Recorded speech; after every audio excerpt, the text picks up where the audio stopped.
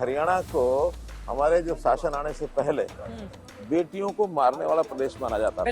22 जनवरी 2015 को मोदी जी की पानीपत में बहुत बड़ी रैली कराई, उसी में बेटी बचाओ बेटी पढ़ाओ का आह्वान किया गया। इसके प्रयासों से आज गुरुग्राम में महिलाएं बेझिझक होकर घूमती हैं।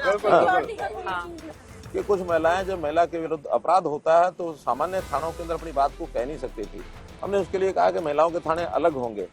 महिलाएं दिखाई दे रही हैं, ये बताइए महिलाओं को लेकर बड़े तेजी से बीजेपी आगे बढ़ रही है।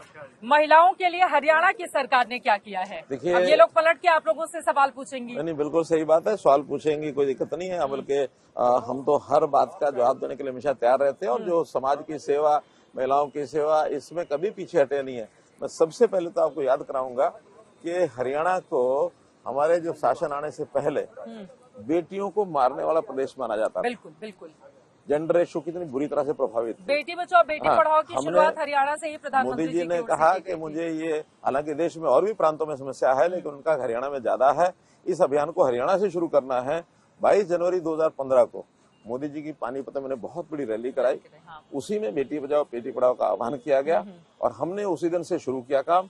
आज मुझे प्रसन्नता है कि हमारे सारे विभाग, समाज के अंदर विभिन्न संस्थाएं, एनजीओ, पंचायतें, खाप पंचायतें, सबने सहयोग किया और आज जनता में एक जागरूकता आई है, जिसके कारण से वो जो 871 की जेंडर रेशो है, अब एनुअल 932 की जेंडर रेशो दर्ज हो चुकी है। अच्छा, तो इसलिए ओवरऑल महिलाओं की संख्या ये पॉपुलेशन में भी बढ़ रही है और हर एक क्षेत्र में महिलाएं जो इस समय काम कर रही हैं उसमें भी हम लगातार काम कर रहे हैं।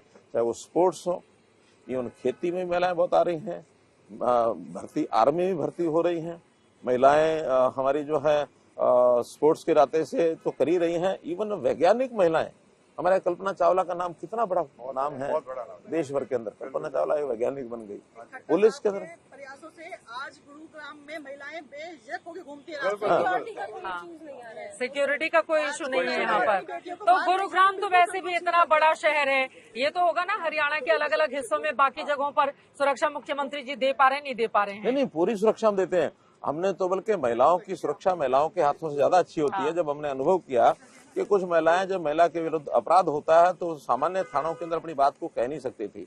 हमने उसके लिए कहा कि महिलाओं के थाने अलग होंगे और आज हरियाणा में 29 महिलाओं के थाने हैं। हर जिले में कम से कम एक तो है, ये कहीं कहीं दो भी हैं। और हमने कहा कि अब ना सही है, खुल के कहिए, क्योंकि महिलाएं अपनी बात को महिलाओं के सामने जाके कर सकती हैं। तो इसलिए ओपनली अब उसका एक दुष्परिणाम दूसरा जो लोग हमारे ऊपर यानी आरोप लगाते हैं कि अब जो है एफआईआर बढ़ गई है। हमारा कहना है कि एक समय था जब महिलाओं के विरुद्ध अपराध होने में पहले तो दर्ज नहीं कराती थी, दर्ज कराएं तो उसके खिलाफ कोई एफआईआर दर्ज नहीं करता था और एफआईआर जब दर्ज नहीं करते थे तो मैंने डीजीपी, जो सबसे पहले डीजीपी हमारे 2015 में थे, उनको मैंने एक वाक्य कहा अंडरलाइन करके कि not to register a crime would amount to again a new crime.